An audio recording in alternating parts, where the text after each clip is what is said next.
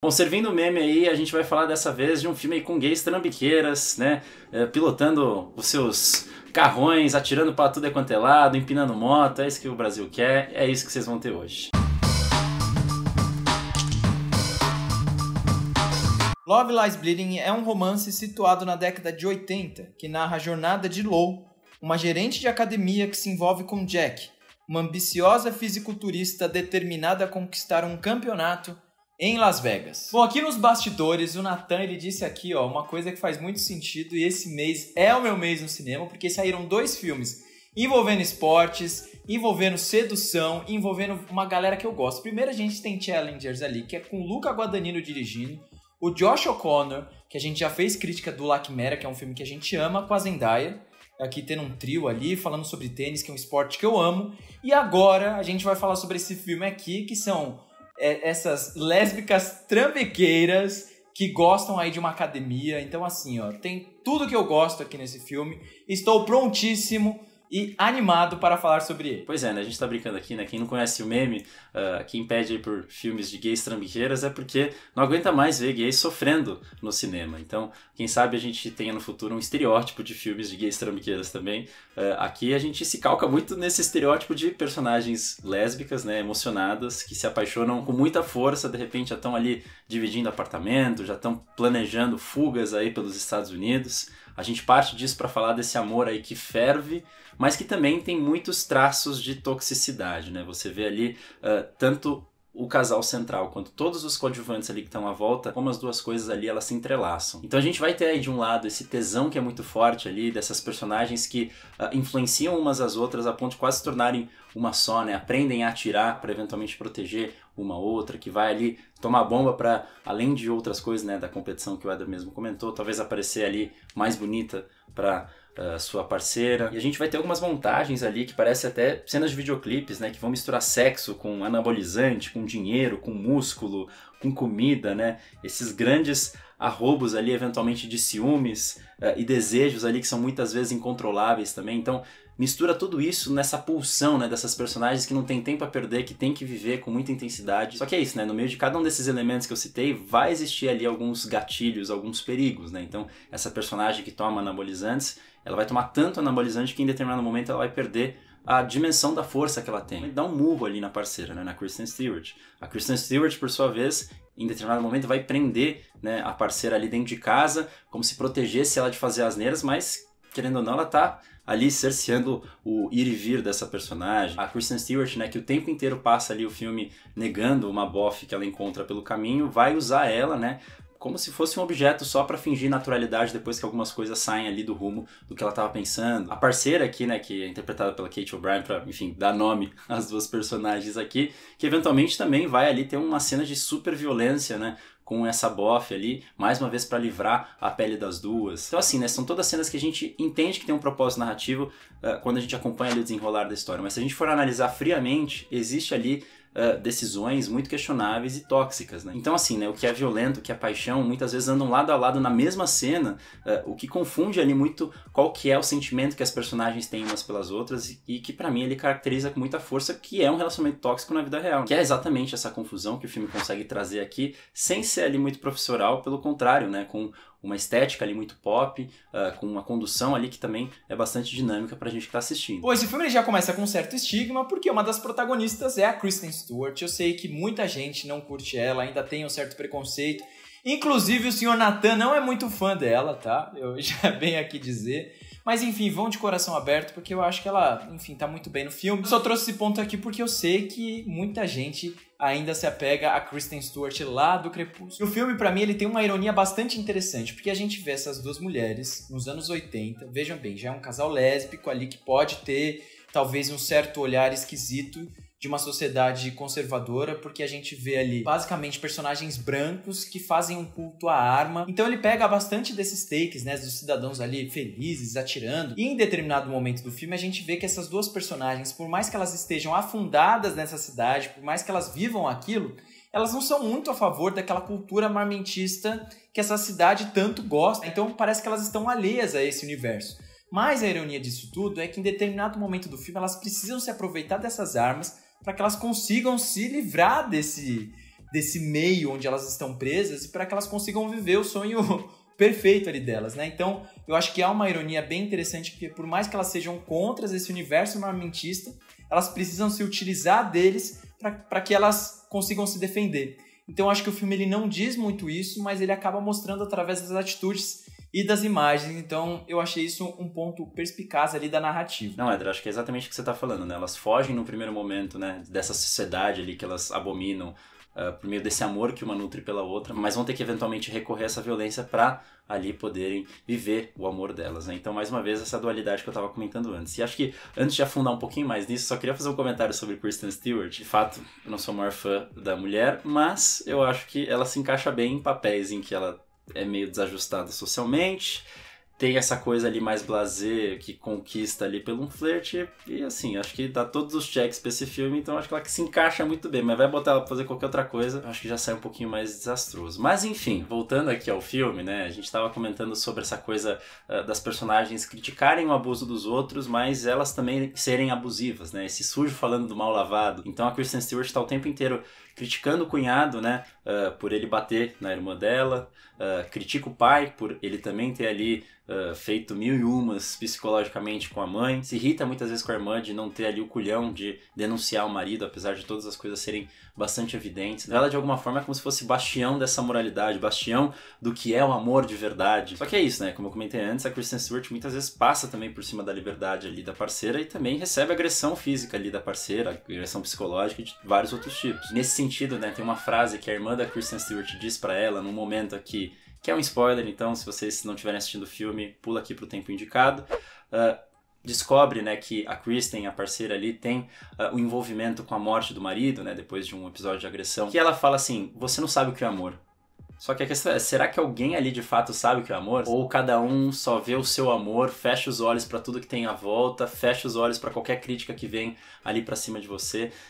De alguma forma isso também não é a própria lógica que muitos relacionamentos tóxicos acabam criando, enfim, numa pessoa ali que está imersa nesse contexto. Então aí eu acho que o filme tem uma guinada, né? Porque apesar dessa protagonista ali levantar essa bandeira moral, a gente vai percebendo que, na verdade, não existe essa régua pro que é certo, pro que é errado ali nas ações dessas personagens. Você vai ver que esse cunhado que a gente passa grande parte do tempo abominando, na verdade estava ali tentando denunciar, né, o pai da Kristen Stewart, né, que era o patrão dele, pelas maracutaias que ele estava fazendo ali. A Kate O'Brien, né, então a namorada aqui da Kristen Stewart, que também estaria ali, que teoricamente, do mesmo lado aqui dessa moralidade, em determinado momento vai se aliar com o pai da Kristen Stewart para ali conseguir safar a vida uma da outra. Inclusive, eu acho que essa cena que os dois conversam ali no carro, né, quando o pai da Kristen Stewart chega ali numa prisão que ela estava depois de, enfim, cometer ali mais agressões físicas com outras pessoas,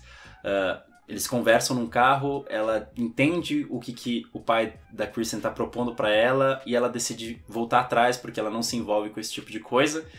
E aí ela abre a porta do carro, o pai da Kristen Stewart diz, fecha a porta, it's cold outside. E assim, o jeito que ele pronuncia, não sei pra você, Éder, mas me lembra muito aquela música que é uma das mais emblemáticas, né, que a gente tem na história americana de machismo, né, uma das músicas mais misóginas, né, Baby, it's cold outside. Está frio lá fora, entra aqui dentro, entra aqui que eu vou ajudar você a resolver esse problema. E ela vai lá e fecha a porta. Então assim, acho que é um filme que tem vários traços ali tóxicos em pequenas coisas que a gente tem ali, seja num diálogo, seja na troca que a gente tem ali das personagens, no meio do que a gente consideraria em um primeiro momento amor, que eu acho que dá muito mais gosto pra coisa toda. E aí a gente coloca todo nesse contexto, né, dessas personagens ali, as protagonistas que são desviantes em desejo, né, do que a gente tem ali à volta do mundo delas, que são marginais, seja socialmente porque já estão numa cidade ali que era marginal do resto dos Estados Unidos, mas também marginal dentro dessa marginalidade. Personagens, como a gente está dizendo, são erradas, são contraditórias no que elas consideram correto ou não, que muitas vezes amam, mas também não sabem ali muito bem a medida do amor delas. São então todas as palavras, né, que inclusive até pelo amor lésbico que elas têm, qualificam essas personagens como essencialmente queer, né, nessa paixão ali que muitas vezes tem até uns toques fantásticos, especialmente quando a gente vai chegando mais ao fim, com muito exagero de paixão, com muito exagero de dor, e que eu acho que chega numa cena final que consegue coroar tudo isso que eu tô falando exatamente agora, né, quando as duas armam uma emboscada ali pro pai da Kristen, saem vitoriosas. No primeiro momento ali, você vê que a moralidade bate mais forte nela, e quando ela tá para matar o pai, ela fala, não vou fazer isso. Então a gente tem essas heroínas que de repente tem uma coisa super fantástica, que uma fica gigante, como se esse amor das duas começasse a ficar ainda maior, né? A Kristen depois também vai ficar gigante junto, aí elas vão andar pelas nuvens, né? Elas estão nesse paraíso, depois elas aparecem ali naquele carro, numa grande road trip, andando sabe-se lá para onde dos Estados Unidos, nesse final feliz que as duas estão ali juntas, em contraste a vários outros filmes LGBTQIA+, que a gente tem, como a gente disse, das gays sofredoras. Só que aí, quando a gente está no meio desse sonho todo, a gente ouve um barulho ali atrás da caçamba do carro, e a Boff, né, que numa situação atrás quase foi morta ali pela Kate O'Brien, na verdade acorda, ela está viva, a Kristen Stewart simplesmente vai lá e mata ela. Então você vê que pro amor delas prosperar, continuar, algumas coisas têm que ser tiradas do caminho, mesmo que isso tenha ali uma violência envolvida, tenha traços muito tóxicos envolvidos. Então acho que assim, é um filme que consegue falar muito sobre esses relacionamentos tóxicos sem fazer um julgamento pra cima desse relacionamento. Então acho que, em questão do tema que ele se propõe aqui a discutir, eu acho que é um dos melhores exemplares que eu tenho aqui em memória recente. Eu acho que pra mim o maior ponto de disrupção desse filme, que ele não é dito, mas ele é mostrado o tempo inteiro, né, desde sua proposta inicial, porque nós temos aqueles filmes de, entre aspas, né, homens-máquina, aqueles filmes que ficaram muito famosos ali nos anos 80, que esses homens brutos, esses homens super fortes. E a gente tem o Van Damme, Steven Seagal, Stallone, Arnold Schwarzenegger, toda essa galera, a gente vê eles super maromba, eles super fortes, eles sempre defendendo as outras pessoas. E esse filme, ele pega todos esses signos e ele transforma para um filme LGBTQIAP+, com duas mulheres. Então assim, você vê que esse filme tem carros, esse filme tem músculos, tem violência, tem essa mulher forte que com um soco consegue derrubar uma pessoa. E o Nathan falou, né, da parte metafórica ali, né, daquele, quando ela fica gigante. Eu acho que faz muito sentido essa leitura que o Nathan trouxe. E pra mim, a minha leitura talvez ela seja um pouco semelhante, mas ao mesmo tempo não, porque tem horas que essa mulher tão gigante, essa mulher tão forte, às vezes ela é tão frágil como uma criança, né? A Kristen Stewart se vê nesse lugar de cuidar dela, de entender, olha, você tá fora do controle, você precisa ficar aqui, você não sabe o que você tá falando, não seja irresponsável. E em outros momentos, né, ali no final do filme, quando ela tá prestes a morrer ali, né, que ela tá num momento ali super frágil, que o próprio pai tá prestes a matar ela, a gente vê essa mulher que vem e cresce aos olhos dela, né? Então, ao mesmo tempo que ela é frágil, ela é quase como uma criança, ela vira esse mulherão gigante, essa mulher, essa muralha que pode salvá-la de qualquer medo que ela tenha, de qualquer ameaça que ela possa sofrer. E ali quando as duas, uma pega a mão na outra, né, esse amor ali, ele se une e faz com que as duas fiquem gigantes, né? Então vira essa mulher máquina, que eu citei ali do homem máquina, contra essa máquina de matar que é a arma. Você menciona esses filmes aí de brucutus, né, que tem sempre muita testosterona, tudo muito exagerado. Tem gente que inclusive relaciona esses filmes com estudos queer também. Então assim, acho que tá tudo ali alinhado.